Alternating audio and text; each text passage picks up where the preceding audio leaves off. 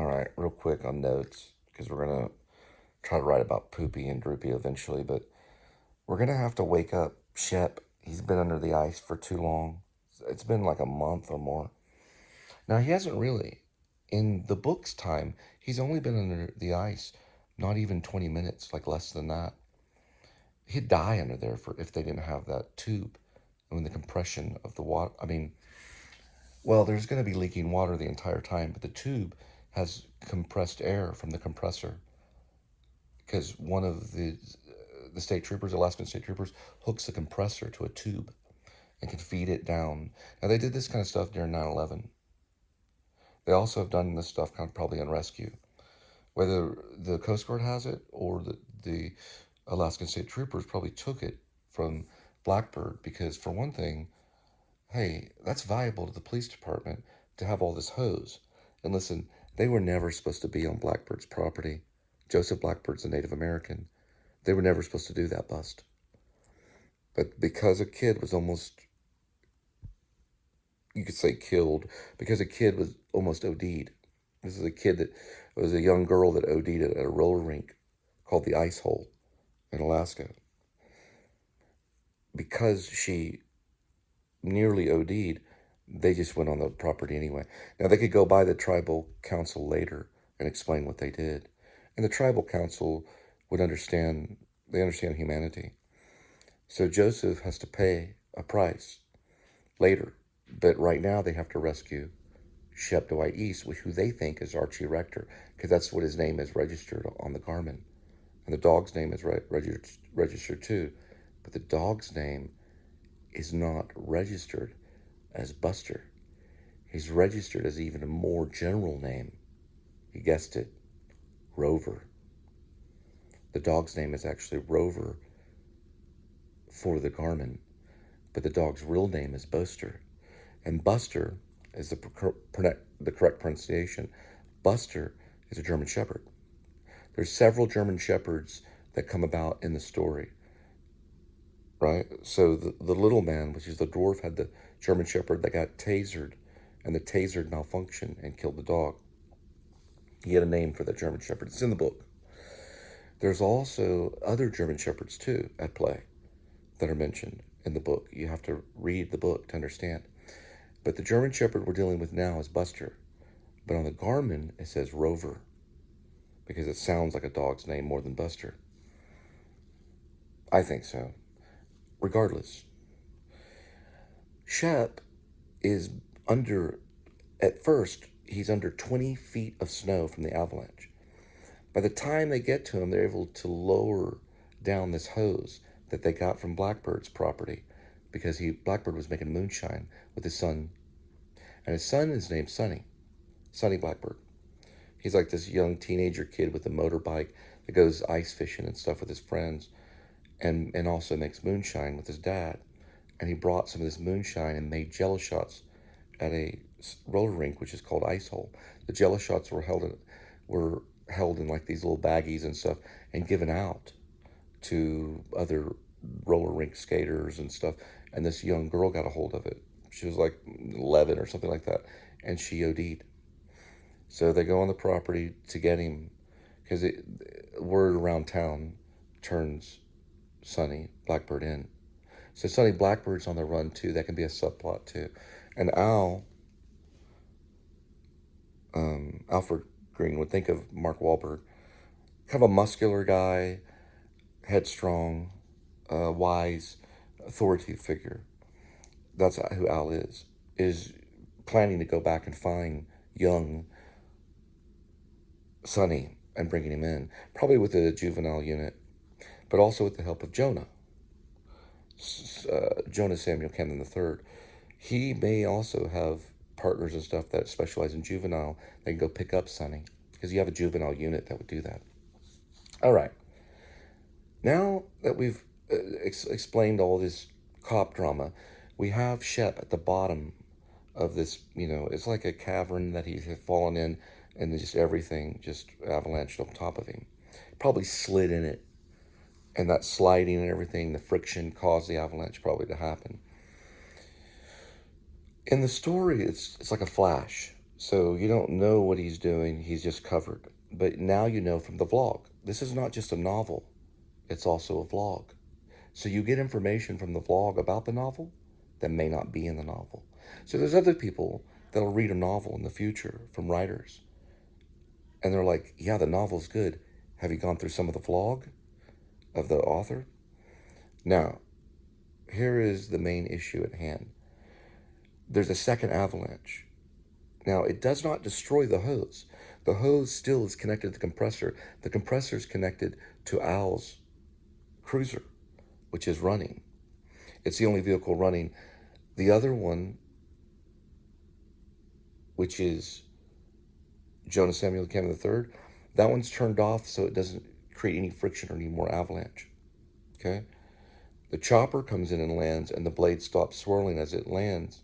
You know, it lands, and then they turn the blades off because they don't want to create any more avalanches as well, because there's caverns all around and everything. They're in this very kind of base of a mountain where there's also caverns around them. Okay, we got that out of the way because the vlog, you can understand that. There is finally what really happens, okay, is not explained in the book. We're about to go into chapter 59. Chapter 59, he simply just wakes up and he's at the base camp. It's the base camp. And the first thing he notices is his thumb is blue. His mouth is dry.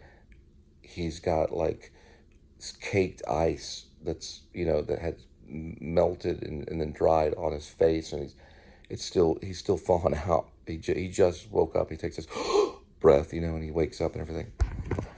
Now, before he wakes up, he has a dream.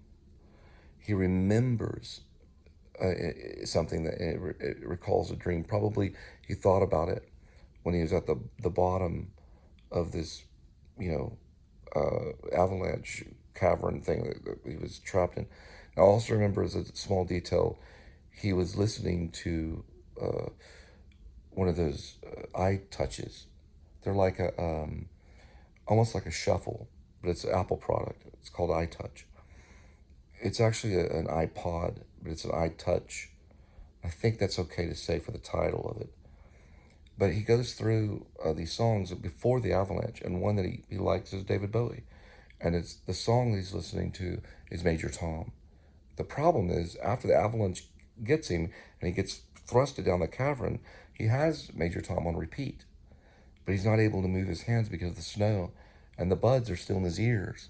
So as he's under all the snow, he's listening to Major Tom over and over and over again, which has this countdown, is it 10, 9, 8, 7? It's going through this countdown, and it's just going over in his head as he's, falling asleep. And then the dog's paws come in and remove some of the snow, and there's this long rabbit hole. Now, this is fantasy, but the long rabbit hole goes all the way to the top, and the dog's able to go vertical all the way back to the top, almost as if the dog has like some type of sudden supernatural power, as if God worked through the dog to save him. Now, these things have been talked about, animal rescue.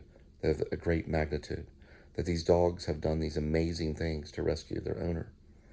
Regardless, the dog goes back up to get his own air, but when he does that, he leaves his own it leaves a hole, I call it a rabbit hole, about the size of what a rabbit would make, because after his body squeezes through there, some of the ice compresses back and some of the snow comes by, so it doesn't make a dog hole size, it actually makes a rabbit hole size. It's a rabbit hole that he kind of has fallen into, and he's covered in snow, but his face is basically, he's breathing, his face is, it's not covered in snow, but the rest of his body is. The tube is inserted by the state troopers down this hole. There was a young girl that fell down a well when I was younger, when I was a kid. It was on national television. She had some kind of name like Monica or of that nature, and she fell down this hole, and she was down there for a long time. We'll get to that. He'll be rescued. His thumb was blue. The iPod has run out, so the song is playing, but the Major Tom finally goes away, when he wakes up. So Major Tom could be playing, but not non-diegetic. Not non-diegetic. It'll play diegetic. That's a film term. You can only hear it through the buds. So when you're hearing it, the camera's close, and you can hear Major Tom playing only in the speakers. I will get lawyers and sue if they play it non-diegetic. I do not want it non-diegetic. I want it only to be heard from the speakers from the iTouch, which is the Apple device. It's important that most of the music, the soundtracks, are either speakers within the real world, and we have no non-diegetic. There may only be one non-diegetic song in the entire movie. Jeff Tweedy's From a Faraway Place? From Far Away? We'll have to look up the title, but Jeff Tweedy's song, maybe. It's a possibility, maybe. That possibly could play maybe on a drone. And Jeff Tweedy could be, I think I may even keep that diegetic. Jeff Tweedy could have some kind of music that plays from one of the drones, because they have speakers on drones and stuff. And he plays like a Jeff Tweedy song on it just to be funny, because they're doing a tactical thing where they lift all these drones off to chase a lady shroom and a bear to target practice with these honey packets. Also, a Phoebe Bridgers song can play from the phone of Lady Shrooms while she's walking the bear, because she has to walk like a whole mile or two over this whole icy lake where it's like very thick. The lake is thick, and it's with frozen ice, and she's walking the bear, and then the drones come in and drop the honey packets.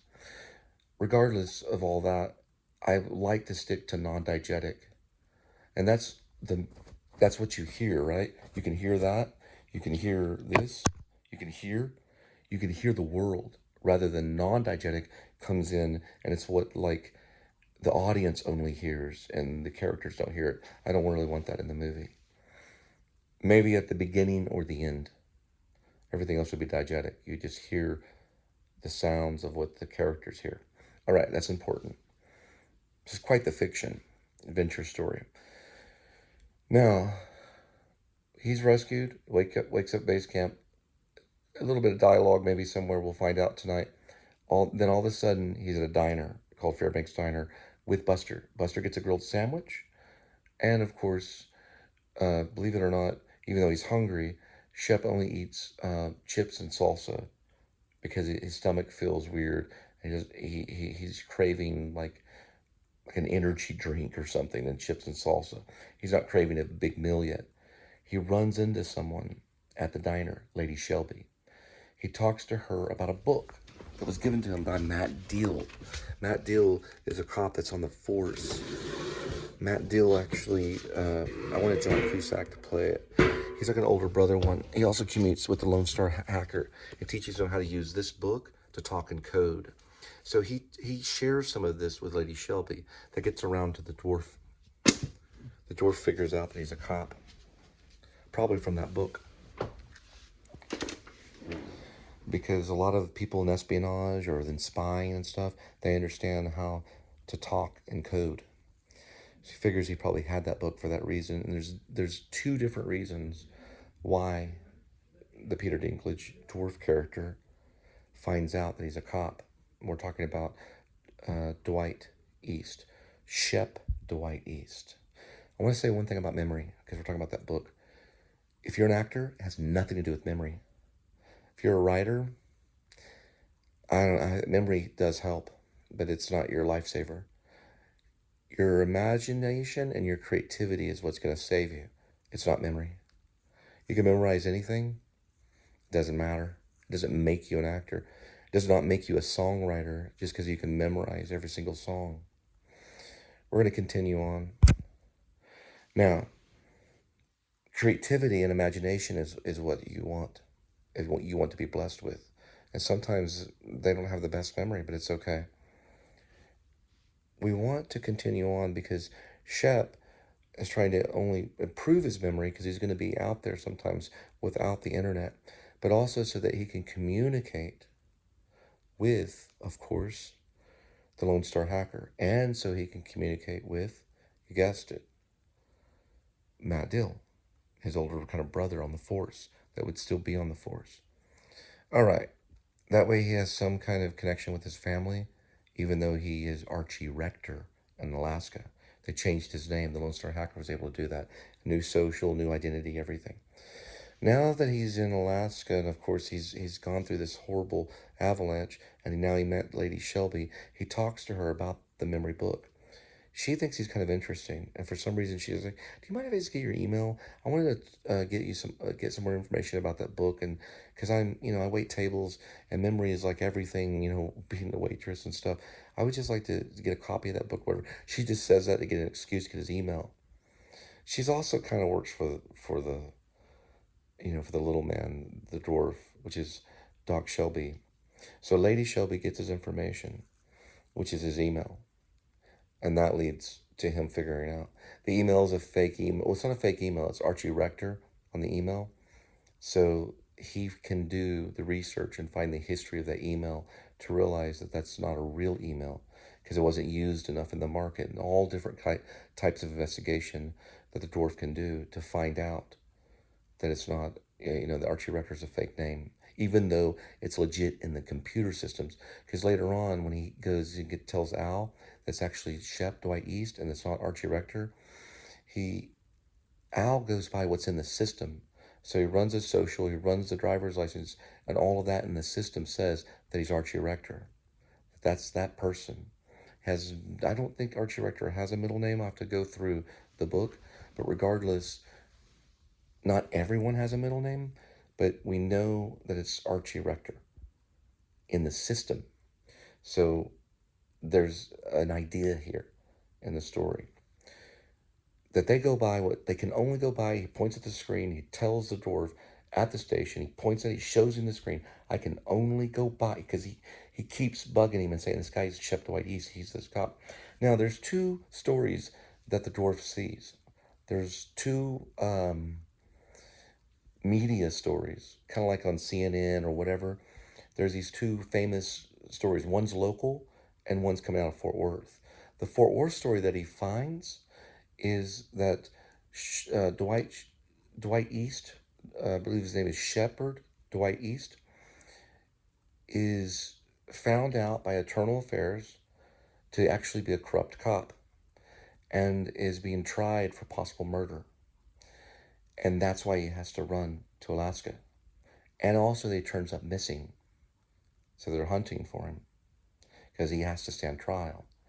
The murder was actually done by Daniel Kopex using his face as a mask. So Daniel disguised himself as Shep Dwight East to make this murder happen at this underground brothel that's in Fort Worth with these ladies that have angel wings and all this stuff.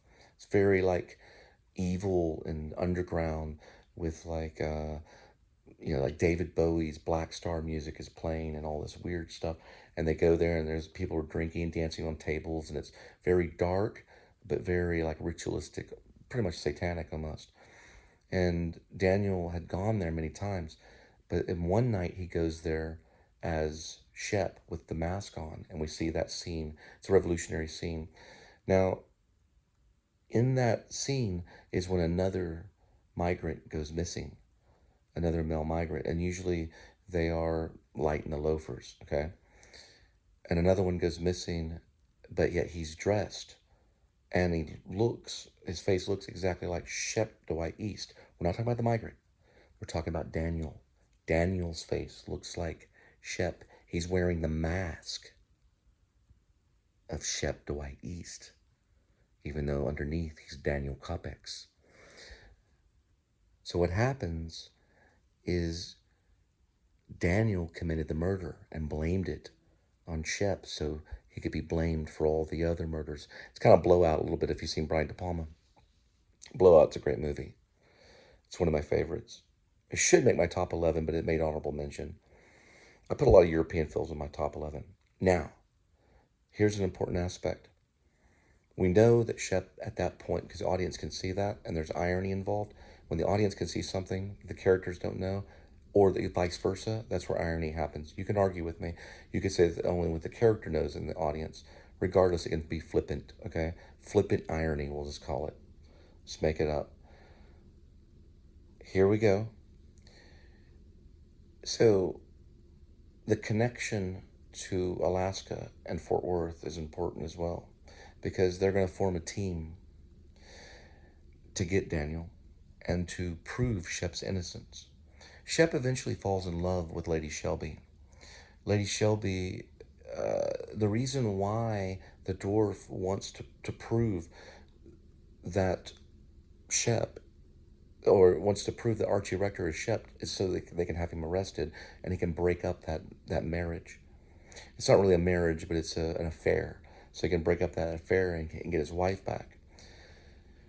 Unfortunately, it's an unrequited love moment. What that means is that the dwarf still loves Lady Shelby, but Lady Shelby has fallen in love with Dwight East, Shep Dwight East. So you think that Shep could be kind of a bad guy, but they fall in love. So there's a love aspect there. She just can't be with the little man anymore. So he still tries to break it up anyway, and that's when he gets involved and decides to do the right thing and to expose the truth about Dwight. Well, to expose the truth about Daniel Lucius Copex and expose the truth about Dwight's innocence to become a good guy, which actually wins the love back over from Lady Shelby back to Doc Shelby, because Doc Shelby does the right thing. Even though they may not have a lustful relationship anymore, she sees the good in Doc Shelby because he decides to help Shep rather than get him imprisoned by getting the bad guy, Daniel Lucius Copex, little Danny, who misses his friend Craig. Oh, Craig, how we played Dungeons and Dragons together. I miss you. Craig visits him. Craig's ghost visits him constantly and haunts him because there was a failed baptism and he was lost down this flowing river in Haltom, happened in Haltom City. It's really Fossil Creek, but I'm replacing it with another name because I'm not using Fossil Creek, I'm using a different name. Regardless of the name of the creek or of the river, regardless of it, little Craig drowns. And Daniel actually really tried. Little Danny tried to give him a baptism, and it went wrong because of the flooding of the water. He actually drowned. The murder was somewhat of an accident, but he was probably up for manslaughter even as a kid because he held him down in the water too long, and the water current took him. He finds his body in a bed creek and then calls it in as a drowning, and it was just assumed drowning, and he gets off scot-free. He's never accused of that. Later, as he grows and he becomes an NYPD officer, he starts having these affairs with other men on subways and stuff like that. But he does it one time in his uniform, his police uniform, and is caught and fired.